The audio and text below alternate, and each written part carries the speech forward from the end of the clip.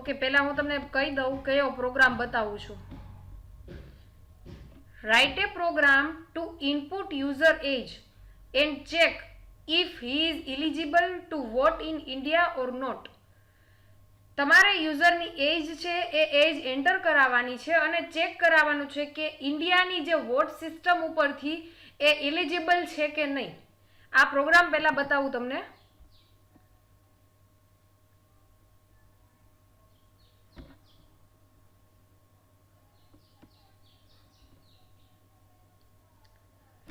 ટર્બોસી open કર્યું છે, દેખાય છે ને બધાને? સ્ક્રીન દેખાય છે? ઓકે. જે લોકો ટર્બોસી વાપરે છે અથવા તો આપણે બધાએ કોલેજે જઈને આ વસ્તુ વાપરવાની છે, તો કોઈ પણ ટાઈમે તમે ટર્બોસી ઓપન કરો છો અને તમારે તમારો પ્રોગ્રામ ઓપન કરવો છે, તો કઈ જગ્યાએથી ઓપન થશે? તો કે ફાઇલમાં ક્લિક કરશો. એક મિનિટ.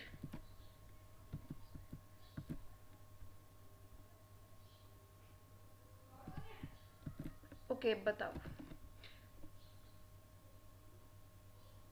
ફાઇલમાં જઈ ઓપન ઉપર ક્લિક કરવાનું છે.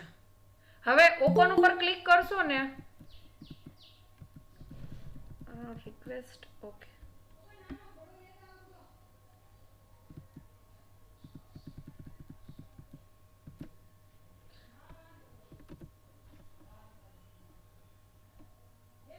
ઓપન ઉપર ક્લિક કરશો ને એટલે તમને લિસ્ટ ઓફ પ્રોગ્રામ બતાવશે.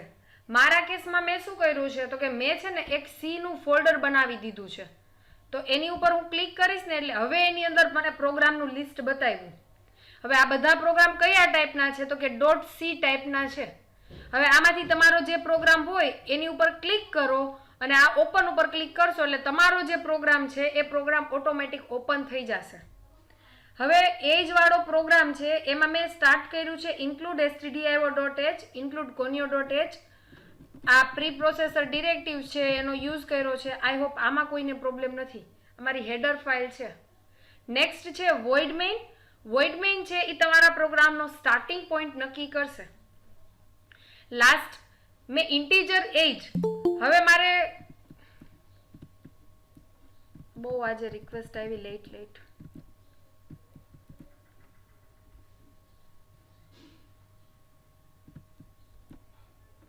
હવે મારે જે યુઝરની એજ છે એ એજ મારે એકાદા વેરિયેબલમાં સ્ટોર કરાવવાની છે. તો એ વેરિયેબલનું નામ મેં લીધું છે એજ. મારે શું કરવાનું છે તો કે યુઝર પાસેથી ઇનપુટ લેવાનું છે. તો મારે printf અને scanf નો યુઝ થશે. તો મેં લખ્યું printf enter your age, scanf %d and %age. આનો સિમ્પલ મિનિંગ શું થયો તો કે યુઝરે જે ઇનપુટ કર્યું છે એજ એ મેં મારા એજ નામના વેરિયેબલમાં સ્ટોર કરાવેલી છે. દાખલા તરીકે યુઝરે એન્ટર કર્યા છે 55. તો આ પ્રોગ્રામ કઈ રીતે એક્ઝિક્યુટ થશે તો કે ઇફ સ્ટેટમેન્ટમાં જશે. અહીંયા આવશે 55. 55 ગ્રેટર ધેન ઇક્વલ ટુ 80.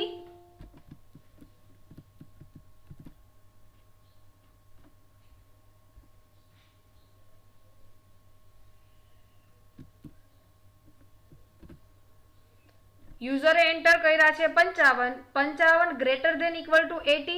તો 55 છે ઈ તમારા 18 કરતા મોટા છે તો કે આ કન્ડિશન સાચી પડી.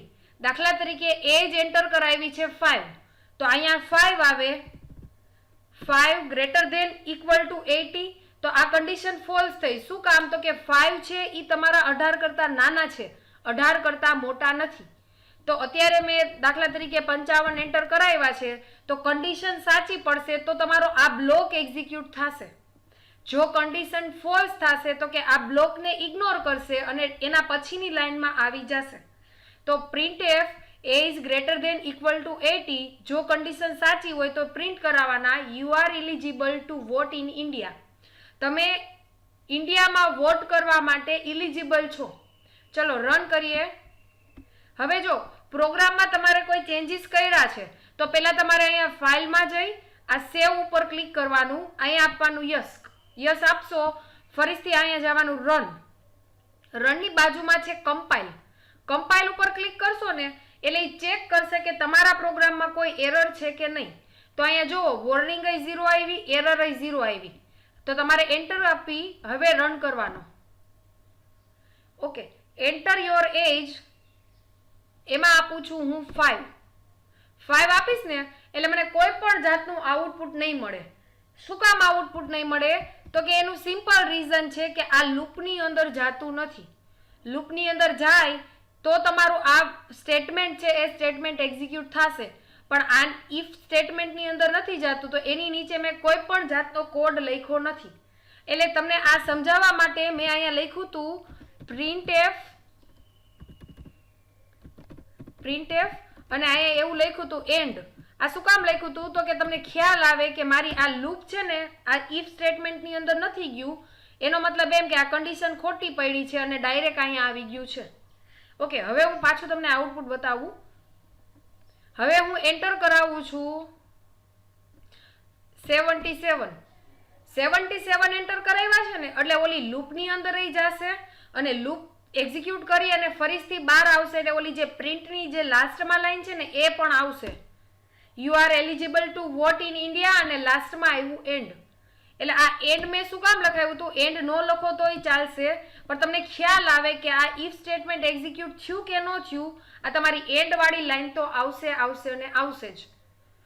એટલે આ એન્ડ વાળી લાઈન નહીં લખો તો ચાલશે, પણ તમને જસ્ટ માઇન્ડમાં યાદ રહેવું જોઈએ કે ઇફ સ્ટેટમેન્ટ એક્ઝિક્યુટ થયું કે ન થયું, એના પછીની લાઈન તો એક્ઝિક્યુટ થશે જ, કેમ કે એ લૂપની બહાર છે, ઇફ સ્ટેટમેન્ટની બહાર છે એટલે.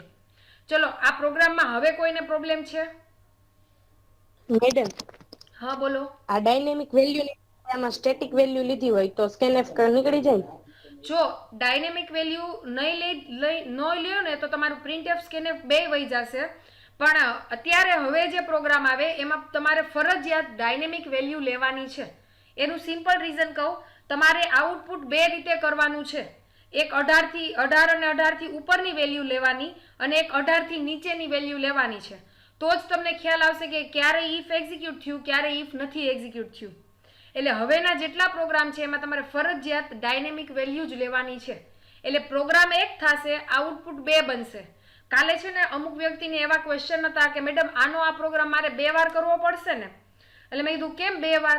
તો એનું જે હતો ને એ ક્વેશ્ચન સાચો જ હતો કે પહેલી વાર અહીંયા સ્ટેટિક વેલ્યુમાં હું 18 લઉં છું અને બીજી વાર સ્ટેટિક વેલ્યુમાં 5 લઈ લઉં. સમજો છો? એનો ક્વેશ્ચન સાચો જ છે, પણ એ 2 વાર પ્રોગ્રામ કરવાની જરૂર નથી. એની કરતાં તમારે આ ડાયનેમિક વેલ્યુ લેવાની. એનાથી શું થશે? તો કે પ્રોગ્રામ આ આખો 2 વાર નહીં લખવાનો, આ 2 લાઈન છે ને એ 2 લાઈન એક્સ્ટ્રા એડ કરી દેશો એટલે પ્રોગ્રામ એ ડાયનેમિક થઈ ગયો અને તમારે જેટલા આઉટપુટ જનરેટ કરાવવા હોય એટલા આઉટપુટ તમે જનરેટ કરાવી શકશો. ક્લિયર થઈ ગયો આ પ્રોગ્રામ? હવે કઈ રીતે લખવો એ ખ્યાલ આવી ગયો? યસ. ઓકે, તમારે તમારા પ્રોગ્રામમાં 2 આઉટપુટ લખવાના છે. એક 18 થી ઉપરની વેલ્યુ લેવાની અને એક 18 થી નીચેની વેલ્યુ લેવાની છે. ચલો, હવે કોઈને પ્રોબ્લેમ છે? નો. ઓકે, બાકી ફ્લો ચાર્ટ છે બધાએ વ્યવસ્થિત ડ્રો કર્યો તો એટલે એમાં કોઈને કઈ ઇન્સ્ટ્રક્શન આપવાની જરૂર નથી. ચલો આપણે નેક્સ્ટ જોઈ લઈએ પોઈન્ટ. ઓકે, હવે ઇફ માં કોઈને પ્રોબ્લેમ છે? હવે કોઈ પણ જાતનું કન્ફ્યુઝન છે ઇફ સ્ટેટમેન્ટમાં? નો. પાકું? યસ. પાકું. Okay, very good. ચલો નેક્સ્ટ. અત્યારે પ્રોબ્લેમ નથી મેમ, ભૂલાઈ ન જાય તો. નહીં ભાઈ, નહીં ભૂલાઈ જાય તો આ વિડિયો જોવાના છે. ચલો નેક્સ્ટ છે એ છે if else statement. Next statement છે એ છે ઇફ એલ્સ સ્ટેટમેન્ટ. હવે આ આપણે નવો પોઈન્ટ નથી, પણ તમારો આ જે ડિસિઝન મેકિંગ સ્ટેટમેન્ટમાં જે ઇફ સ્ટેટમેન્ટ છે ને એમાં ઘણા બધા ટાઈપના છે. એમાં પહેલું હતું એ ઇફ સ્ટેટમેન્ટ હતું, હવે બીજું છે એ છે if else statement. If else statement કયા ટાઈપનું સ્ટેટમેન્ટ છે? તો કે ડિસિઝન મેકિંગ જ સ્ટેટમેન્ટ છે. ડિસિઝન મેકિંગ સ્ટેટમેન્ટ એટલે શું? તો કે તમે કોઈ પ્રોગ્રામમાં ડિસિઝન લેવું હોય તમારે કે આ વેલ્યુ મોટી છે કે આ વેલ્યુ નાની છે, આ બે વેલ્યુ સરખી છે કે આ બે વેલ્યુ સરખી નથી, તો આવા ટાઈપનું ડિસિઝન લેવું હોય તો તમારે આ ડિસિઝન મેકિંગ સ્ટેટમેન્ટનો યુઝ થશે. એમાં ડિસિઝન મેકિંગ સ્ટેટમેન્ટમાં પહેલું સ્ટેટમેન્ટ જોયું એ હતું ઇફ. બીજું સ્ટેટમેન્ટ છે એ છે ઇફ અને ડોટ ડોટ કરીને એલ્સ. હવે આ ઇફ એલ્સ શું છે ને એ તમને બતાવું તો કે this is a bidirectional conditional statement so use to test one or two possible action. If સ્ટેટમેન્ટમાં તમે એક જ એક્શન તમે પોસિબલ એક જ એક્શન ચેક કરતા હતા, એક જ સ્ટેટમેન્ટ એક્ઝિક્યુટ થતું હતું. ઇફ એલ્સ કેવું છે તો કે તમે બે સ્ટેટમેન્ટ પાસ કરી શકો. ઇફમાં તમે એક જ સ્ટેટમેન્ટ પાસ કરી શકતા હતા, ઇફ એલ્સમાં તમે બે સ્ટેટમેન્ટ પાસ કરી શકો. જો કન્ડિશન સાચી પડી હોય તો તમારે આ સ્ટેટમેન્ટ એક્ઝિક્યુટ કરવાનું છે, જો કન્ડિશન ખોટી પડી છે તો તમારે આ સ્ટેટમેન્ટ એક્ઝિક્યુટ કરવાનું છે. ઇફ સ્ટેટમેન્ટમાં તમારી એક જ કન્ડિશન હતી કે કન્ડિશન સાચી પડે ને તો આ સ્ટેટમેન્ટ એક્ઝિક્યુટ કરવાનું છે, અધરવાઇઝ બીજું કાંઈ હતું નહીં. તો આપણે ઇફ એલ્સ છે એ ઇફ એલ્સ કઈ રીતે એક્ઝિક્યુટ થશે તો કે જો આ એક્સપ્રેશન ટ્રુ છે, જો આ એક્સપ્રેશનમાં નોન ઝીરો વેલ્યુ આવી તો સ્ટેટમેન્ટ 1 એક્ઝિક્યુટ થશે, અધરવાઇઝ સ્ટેટમેન્ટ 2 એક્ઝિક્યુટ થશે. એટલે હવે તમારો ઓલો પ્રોગ્રામ છે ને એમાં ચેન્જીસ કેવો આવશે તો કે જો તમારી એજ છે એ 18 થી ઉપર છે, એજ ગ્રેટર ધેન ઇક્વલ ટુ 80, તો તમે અહીંયા આવશે કે વોટિંગ કરી શકશો. અહીંયા એલ્સમાં તમારે પ્રિન્ટએફમાં શું કરવાનું તો કે તમે વોટિંગ કરી શકશો નહીં. The general form of if statement which include the else clause. Generally તમારું if સ્ટેટમેન્ટ છે ને એની પાછળ તમારે else ક્લોઝ છે એ else સ્ટેટમેન્ટ એડ કરાવવાનું રહેશે. એની સિન્ટેક્સ છે એ સિન્ટેક્સ આપણે અહીંયા જોઈ લીધી અને એનું એક્ઝામ્પલ લઈ જોયું ઓલું એજ વાળું કે જો એજ છે એ ગ્રેટર ધેન ઇક્વલ ટુ 18 હશે તો શું પ્રિન્ટ કરાવવાનું તો કે તમે ઇલિજિબલ છો વોટ માટે. પણ જો 18 થી નાની હશે તો તમારે શું કરવાનું તો કે તમે ઇલિજિબલ નથી વોટ માટે. સિમ્પલ પ્રોગ્રામ થઈ ગયો. યસ ઓર નો? હવે જે ઓલા ઇફ જે લોકોને ઓલી કન્ડિશન ખોટી પડે તો બીજો મેસેજ આપવો હતો એ બીજો મેસેજ ઇફમાં નહીં આપી શકો, પણ તમે બીજો મેસેજ તમારા એલ્સમાં તમે આપી શકશો. ઇફમાં લિમિટેશન શું હતી તો કે કન્ડિશન ખોટી પડે ને તો એના પછીના પોર્શન એક્ઝિક્યુટ થતા હતા. તમે એવું લખી નહોતા શકતા કે તમારી કન્ડિશન ખોટી પડી છે. પણ ઇફ એલ્સ તમને શું પ્રોવાઈડ કરે છે કે જો તમારી કન્ડિશન ખોટી પડી તો તમારે કઈ વસ્તુ એક્ઝિક્યુટ કરવી છે એ પોર્શન તમને અહીંયા અલગથી એલ્સમાં લખી શકો. ચલો આ એનો ફ્લો ચાર્ટ છે. સ્ટાર્ટ, પછી અહીંયા ડિસિઝન મેકિંગ સિમ્બોલ, એમાં મેં લખ્યું છે ઇફ કન્ડિશન. જો મારી કન્ડિશન સાચી પડી તો ઇફની બોડી એક્ઝિક્યુટ થશે, જો મારી કન્ડિશન ખોટી પડી તો કે એલ્સની બોડી એક્ઝિક્યુટ થશે.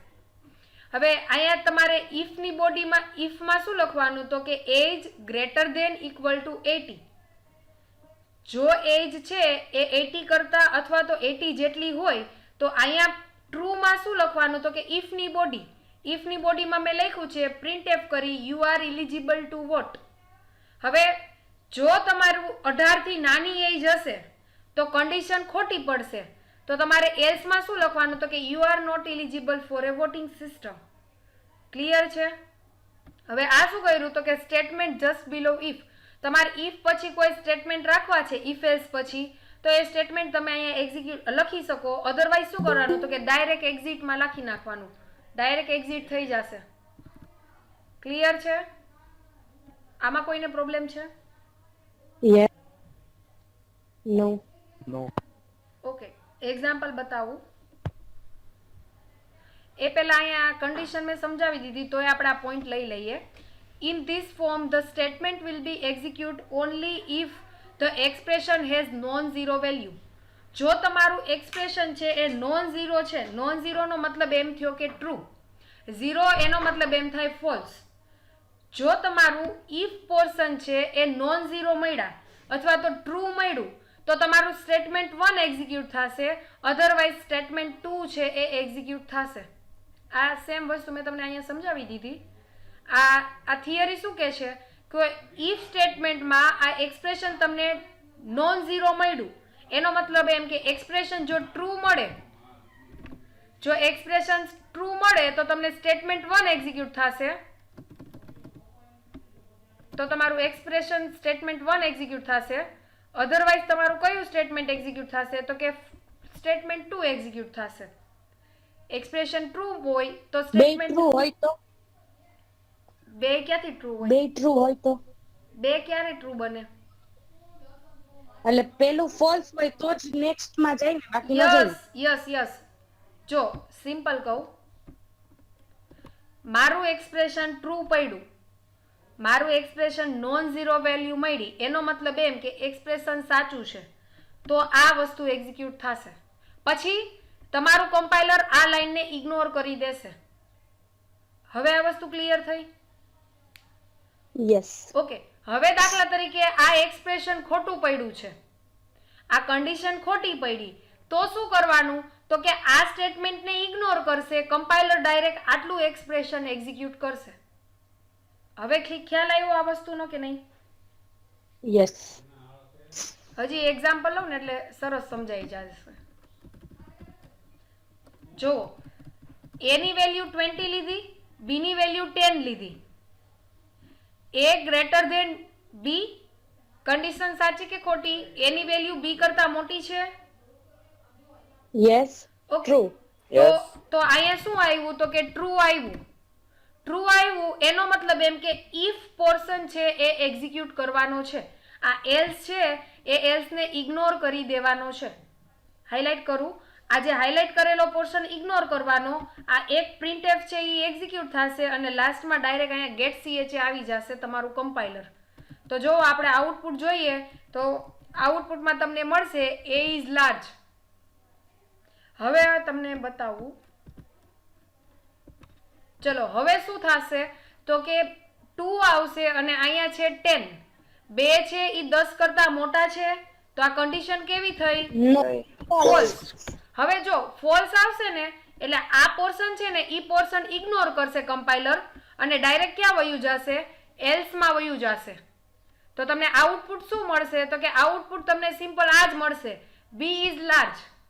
તો ઇફ એલ્સ સ્ટેટમેન્ટમાં એટ એ ટાઈમ કા ઇફ એક્ઝિક્યુટ થાય અથવા તો કા એલ્સ એક્ઝિક્યુટ થાય, બે એક સાથે ક્યારે એક્ઝિક્યુટ થશે નહીં. Okay, okay. કન્ફ્યુઝન છે કાઈ? નો. નો. પાકું? પાકું. યસ. હવે ભૂલ નહીં થાય ને? નો. ઓકે, જોઈએ આપણે એક્ઝામ્પલ બતાવું એટલે તમને શું કન્ફ્યુઝન ન રહે.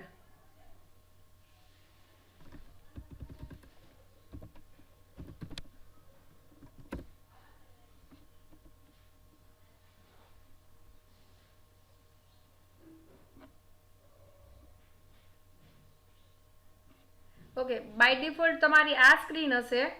ફાઇલમાં જઈ ન્યૂ કરશો તો તમારો એક નવો પ્રોગ્રામ છે એ નવો પ્રોગ્રામ ઓપન થશે. પણ મારે એક્ઝિસ્ટિંગ પ્રોગ્રામ ઓપન કરવો છે એટલે ફાઇલમાં જઈ ઓપન કરીશ અને તમારો પ્રોગ્રામને ક્લિક કરશો એટલે તમારો જે પ્રોગ્રામ છે એ પ્રોગ્રામ ઓપન થશે. એક ખાસ ધ્યાન રાખવાનું કે કોઈ પણ સી ના લેંગ્વેજના પ્રોગ્રામ છે એ .c એક્સટેન્શન આપવાનું છે. .c થી તમારો પ્રોગ્રામ સેવ થશે, કેમ કે તમે કઈ પ્રોગ્રામિંગ લેંગ્વેજ સ્ટડી કરો છો? તો કે સી લેંગ્વેજ સ્ટડી કરો છો. નેક્સ્ટ સીપીપી આવશે, એ નેક્સ્ટ સેમેસ્ટરમાં આવશે, તો એમાં તમારે .cpp એક્સટેન્શન આપવાનું રહેશે. ઓકે, ચલો નેક્સ્ટ પ્રોગ્રામ બતાવું તમને. બે વેરિયેબલ ડિક્લેર કર્યા છે, નંબર 1, નંબર 2. હવે તમારે એક પ્રોગ્રામમાં બે ઇનપુટ લેવા છે, તો તમે 2 વાર પ્રિન્ટએફ અને 2 વાર સ્કેનએફ યુઝ કરશો. જો તમારે આવું ન કરવું હોય તો એક જ પ્રિન્ટએફ અને એક જ સ્કેનએફમાં તમે આ બે વેલ્યુ ગેટ કરાવી શકો. આ એક નવી મેથડ છે. આ વસ્તુ ફરીથી સમજાવું. દાખલા તરીકે મારા પ્રોગ્રામમાં મારે 2 વેલ્યુ લેવી છે, તો 2 વેલ્યુ માટે તમે શું કરશો? તો કે પહેલી વાર પ્રિન્ટએફ યુઝ કરશો, પહેલી વાર સ્કેનએફ યુઝ કરશો, બીજા વેરિયેબલ માટે પાછું પ્રિન્ટએફ, પાછું સ્કેનએફ. તો તમારી 4 લાઈન છે, એ 4 લાઈનને તમારે 2 લાઈનમાં કન્વર્ટ કરવી હોય તો તમે આ રીતનું લખી શકો. આ લાઈન એકચ્યુઅલી શું છે એ બતાવું તમને. પહેલા મેં લખ્યું છે printf input the values for a number 1 and number 2. Number 1 અને નંબર 2 બે માટે એક સાથે તમારે ઇનપુટ કરાવવાનું છે. સ્કેનએફમાં મેં લખ્યું %d, ફરીથી લખ્યું %d. આના બેની વચ્ચે સ્પેસ છે, આ બેની વચ્ચે સ્પેસ છે, એક થોડીક જગ્યા રાખેલી છે. હવે કમ્પાઇલર શું કરશે? તો કે scanf ની લાઈનમાં આવશે ને એટલે જોશે %d, ફરીથી પાછું %d, એટલે કમ્પાઇલરને ઓટોમેટિક ખ્યાલ આવશે કે યુઝર છે એ બે વેલ્યુ એન્ટર કરાવશે. પહેલી વેલ્યુ છે એ તમારે પહેલા વેરિયેબલમાં સ્ટોર કરાવવાની, બીજી વેલ્યુ છે એ તમારે બીજા વેરિયેબલમાં સ્ટોર કરાવવાની છે. હવે પ્રોગ્રામ કેવો છે તો કે જો બે વેલ્યુ સરખી હોય તો તમારે પ્રિન્ટ શું કરાવવાનું તો કે number 1 and number 2 are equal. બે વેલ્યુ સરખી હોય તો કન્ડિશન સાચી પડશે, તો તમારું પ્રિન્ટએફ જે સ્ટેટમેન્ટ છે એ ઇફ સ્ટેટમેન્ટ એક્ઝિક્યુટ થશે. અધરવાઇઝ જો બે વેલ્યુ અલગ અલગ છે, નંબર 1 10 છે, નંબર 2 20 છે, તો આ કન્ડિશન ખોટી પડી. કન્ડિશન ખોટી પડે એટલે ઇફ સ્ટેટમેન્ટ છે એનો જે બ્લોક છે એ ઇગ્નોર કરશે, કમ્પાઇલર એલ્સમાં વયું જશે. એલ્સમાં શું લીધું છે તો કે number 1 and number 2 are not equal. Number 1 અને નંબર 2 બે ઇક્વલ નથી. ચલો રન કરું. Input the value for a number 1 and number 2. મેં 44 એન્ટર કર્યા. હવે હું એન્ટરની કી પ્રેસ કરીશ ને તો એ પછીની લાઈન એક્ઝિક્યુટ નહીં કરે. શું કામ તો કે સ્કેનએફમાં મેં 2% d યુઝ કર્યા છે, એટલે તમારું કમ્પાઇલર આગળની પ્રોસેસ એક્ઝિક્યુટ નહીં કરે જ્યાં સુધી તમે બે ઇન્ટીજર વેલ્યુ નહીં નાખો ત્યાં સુધી. હવે મેં નાખ્યા છે 44. ચલો આમાં કયો પોર્શન એક્ઝિક્યુટ થશે? if વાળો. Very good. એન્ટર કરું. ઓકે, મેં ગેટ ch નથી યુઝ કર્યું. ગેટ ch include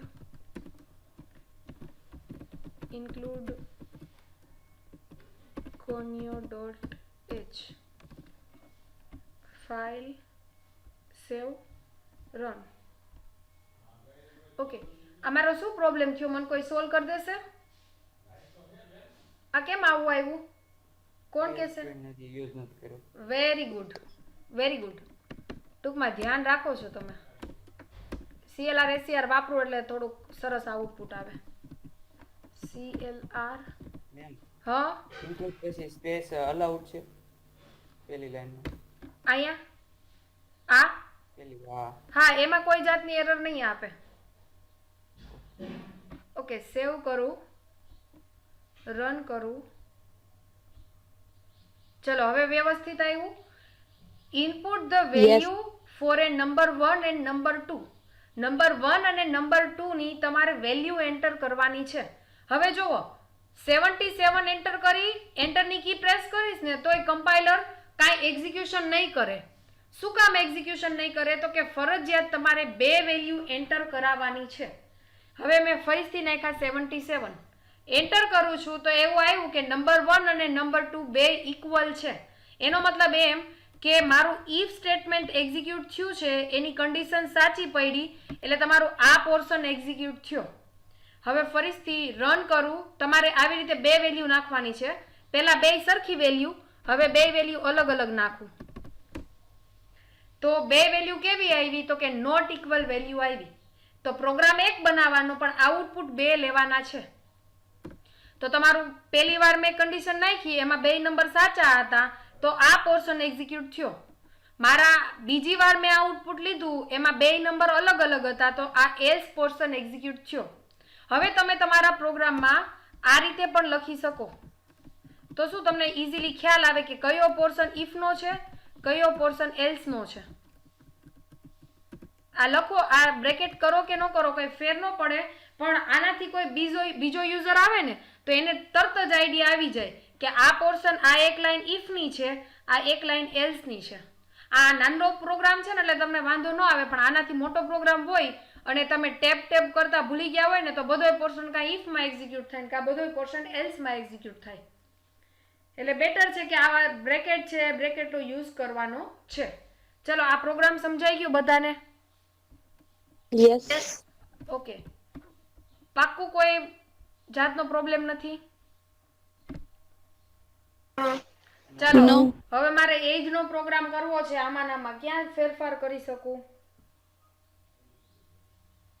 ઇન્ટીજર ને વેરિયેબલ ના નામ છે ને ત્યાં. ઓકે, પછી તમારે એજ નો પ્રોગ્રામ એક્સરસાઇઝમાં છે હો, એટલે ડાઉટ હોય તો અત્યારે મને કહી દેજો. કેમ કે હવે કોઈ પણ જાતની ભૂલ નહીં ચલાવવામાં આવે. એ જ છે વોટિંગ સિસ્ટમ વાળો પ્રોગ્રામ તમારે આની માટે કરવાનો છે. એટલે અત્યારે કોઈ પ્રોબ્લેમ હોય તો મને કયો. ચલો, જે લોકો મેડમ, હા બોલો. અમારા ટર્બોસીમાં છે ને એકવાર કમ્પાઇલર રન કરે ને ત્યાર પછી અમારે ક્લોઝ કરીને ઓપન કરવું પડે. એમાં એડિટ નથી થતું, ઇન્સર્ટ નથી થતું પછી કઈ, એવું કેમ? ઓકે, એ આ પહેલા મેં એકવાર કીધું છે, કોકને ખબર નહીં પર્સનલ કીધું હશે. ઘણી વાર છે ને તમારું કમ્પાઇલર છે ને એ અત્યારે મને એડિટ ને એવું આપી દે છે, પણ અમુક વાર છે ને એ સપોર્ટ નથી કરતું. એટલે તમે એકવાર રન કરી નાખો ને એટલે આ તમારું માઉસ છે ને એ વર્ક કરતું બંધ થઈ જશે, એવું કહો છો ને? એવું જ થાય છે? હા, એવું થાય છે અને બીજી વાર રન ના કરી શકીએ. હા, ઈ ઘણી વાર અમુક કોમ્પ્યુટરનું ઈ સપોર્ટ સિસ્ટમ નથી થતી. અમુકના પીસીમાં એવો પ્રોબ્લેમ આવશે કે આ ફૂલ સ્ક્રીનમાં ઓપન નહીં થતું હોય. એ લોકોને અમુકને આ જે મોટી સ્ક્રીનમાં હું વર્ક કરું છું ને એ પહેલી વાર ઓપન કરશે ને તો આ એકોય કંટ્રોલ ઓપન નથી કરવા દેતો. આ માઉસ અમુક હાલતા જ નહીં હોય, તો એ લોકોને ફરજિયાત નાની સ્ક્રીનમાં વર્ક કરવું પડશે. એ છે ને કોમ્પ્યુટરના તમારા પીસીના વર્ઝન અને આ જે સોફ્ટવેર છે ને એના વર્ઝન મેચ ન થતો હોય, અથવા તો આને રિક્વાયર્ડ જે સિસ્ટમની જરૂર હોય ને એ રિક્વાયર્ડ સિસ્ટમ ન મળતી હોય, એવા ઘણા બધા પ્રોબ્લેમ છે. અમુક તમારા આપણે લેબની જે છે ને એમાં લેબમાં આવા પ્રોબ્લેમ આવે છે કે મોટી સ્ક્રીનમાં વર્ક નથી થવા દેતું. એક કે બે પીસીમાં એવો પ્રોબ્લેમ છે. એટલે તો મેડમ અપડેટિંગ કરી તો થઈ? ના, એમાં કોઈ જાતનું નથી થતું ફેરફાર. હું જ્યારે ભણતી ને ત્યારે આ જ પ્રોબ્લેમ, આનો આ પ્રોબ્લેમ છે. વારંવાર તમે રન કરશો ને એટલે તમને આ એડિટ નહીં કરવા દે, માઉસ નહીં હાલવા દે. એટલે એનાથી તમારે ફરજિયાત બંધ જ કરવું પડશે. બંધ કરી અને ફરીથી સ્ટાર્ટ કરશો ને એટલે એ વર્ક થવા મળશે પ્રોપર. વારંવાર તમે કોઈ પ્રોગ્રામમાં ચેન્જીસ કર્યા હોય અને વારંવાર રન કરશો ને ત્યારે એ પ્રોબ્લેમ આવશે. એનું કોઈ સોલ્યુશન નથી. એનું એક જ સોલ્યુશન છે, ટર્બોસી બંધ કરો, ફરીથી સ્ટાર્ટ કરો. વર્ઝનનો એવો કોઈ ઇશ્યુ નથી. હું સ્ટડી કરતી ને ત્યારે આ જ હતું. મેં ડિપ્લોમા કર્યું ને ત્યારે આ જ સિચ્યુએશન હતી. આમાં ખબર ને એ લોકો અપડેટ નથી કરતા. ઓકે, ફેરફાર નથી એવું થયું. હા, એમાં કોઈ ફેરફાર નથી. ઈ જ છે, ઈની સિચ્યુએશન જ છે. ઓકે, ચલો તો આપણું ઇફ એલ્સ માં કોઈને પ્રોબ્લેમ છે? નો. ઓકે, એક્સરસાઇઝ ખ્યાલ આવી ગઈ કઈ કરવાની છે?